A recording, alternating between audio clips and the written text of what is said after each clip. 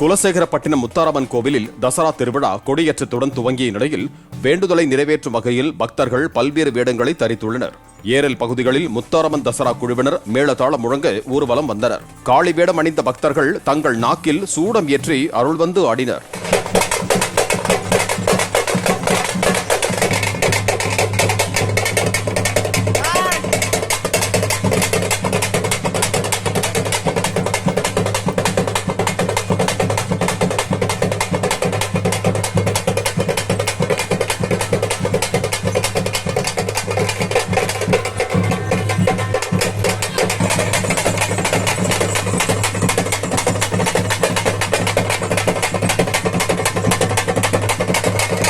Play store மற்றும் app ஸ்டோரில் இருந்து பாலிமர் செயலியை QR கோடு மூலம் பதிவிறக்கம் செய்யுங்கள்.